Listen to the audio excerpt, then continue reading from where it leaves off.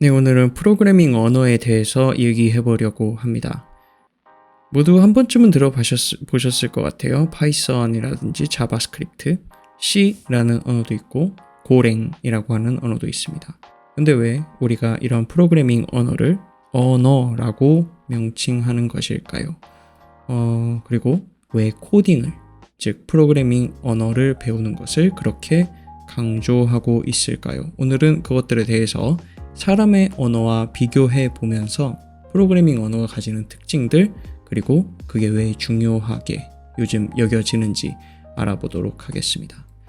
먼저 언어라는 건 왜 존재하나요? 모든 언어는 소통을 위해 존재합니다. 사람의 언어는 사람끼리의 소통을 위해서 존재하는 거죠. 그럼 본격적으로 사람의 언어를 먼저 살펴보도록 하겠습니다. 앞서 설명드렸다시피 사람의 언어는 인간끼리의 소통을 하기 위해서 발전되었습니다. 그래서 사람의 언어라는 것 자체는 단순한 말 언어뿐만이 아니고 당시의 분위기나 행동들 이런 것들이 합쳐져서 소통을 하게 됩니다. 즉 인간의 언어는 소통에서 부분적인 요소만 차지하고 있습니다. 그래서 언변이 능숙하지 않거나 아니면 말주변이 없더라도 소통하는 게 충분히 가능합니다. 왜냐하면 사람은 언어로만 소통하지 않기 때문이죠. 자, 그래서 인간의 언어는 모호하고 추상적이고 또 함축적으로 발달합니다. 방금 전에 말씀드렸다시피 말만으로 소통하는 게 아니고 행동이나 분위기 다양한 것들이 소통에 영향을 미치다 보니까 말은 자기가 할 역할만 하면 되는 굉장히 함축적인 그리고 제한적인 역할만 하게 되는 거죠. 또한 인간의 언어는 양방향적인 특징을 가집니다.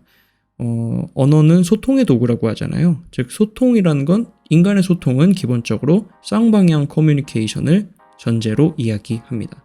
이건 기계랑 조금 달라서 염두에 두시면 좋을 것 같아요. 반면에 프로그래밍 언어, 즉 기계의 언어는 어떨까요?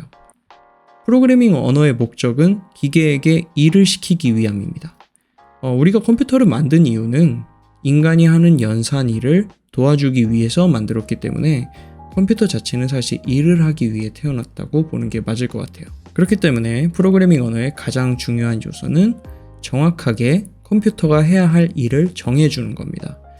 그래서 프로그래밍 언어가 가지는 기본적인 세 가지 조건이 있는데 작성력이 좋아야 하고, 즉 프로그래머 의도를 잘 표현할 수 있게 작성이 되어야 하고, 가독성이 좋아야 하면서 실행 가능성이 있어야 합니다. 설명을 조금 읽어보시면 알겠지만 기본적으로 어떤 일을 명확하게 딱 명시해 주기 위한 특징들을 모아놨다고 보시면 돼요. 또 중요한 건 컴퓨터는 언어로만 소통합니다. 우리가 방금 전에 사람의 언어는 제한적인 역할만 한다고 했죠. 행동이나 분위기, 다양한 것들이 소통에 영향을 미치니까. 하지만 컴퓨터는 언어 이외에는 인간의 의도를 파악하기 위해서 소통할 수 있는 도구가 없습니다. 즉 컴퓨터에게 언어는 사람의 언어보다 훨씬 더 절대적인 존재라고 할 수 있습니다. 그래서 컴퓨터에게 언어로 명확하게 전달을 못하면 컴퓨터는 알아듣지 못하고 우리에게 에러 메시지를 주게 되는 거죠. 이렇게 언어가 유일한 소통 수단이라서 인간의 언어보다 엄밀하고 정확하게 작성하는 게 요구됩니다. 그래서 코딩이 중요한 겁니다. 즉 코딩은 인간의 의도를 컴퓨터에게 전달해 주는 건데 컴퓨터에게 의도를 전달할 유일한 방법이 코딩을 배우는 것, 즉 프로그래밍 언어를 배우는 것 말고는 없기 때문에 이게 중요한 거죠. 자, 다시 한번 기계 언어의 특징에 대해 살펴보겠습니다. 앞서 말씀드렸다시피 엄밀한 규칙과 정확한 의도를 반영해야 되고요. 인간의 언어와는 다르게 단방향으로 흘러갑니다. 즉 기계는 우리가 시키는 일만 해주면 되기 때문에 사람과는 다르게 쌍방향성을 가지지 않아요. 마치 사람의 말을 듣기만 하는 일방통행 같은 의사소통 구조라고 생각하시면 돼요. 하지만 최근에는 이제 개발자들이 많아지면서 개발자들끼리 이 프로그래밍 언어를 통해서 소통하고자 하는 요구가 생깁니다. 어떤 로직을 짰는지, 어떤 방식으로 내가 프로그래밍을 했는지를 프로그래밍 언어를 통해 파악하고자 하는 건데요. 그래서 초창기에는 프로그래밍 언어가 0101 같은 기계어로 구성이 되었다가 어셈블리어라고 하는 저급 언어가 나타나게 되고 그 뒤에 C나 최근에는 파이썬, 자바스크립트 같은 인간이 알아듣기 쉬운 고급 언어까지 발전을 해왔습니다. 이렇게 010101이라는 기계어에서부터 저급 언어를 지나서 고급 언어까지 발전하는 과정은 추상화의 수준이 높아진다 라고 설명을 하기도 합니다. 추상화는 사실 제가 전 영상에서 설명은 해서요.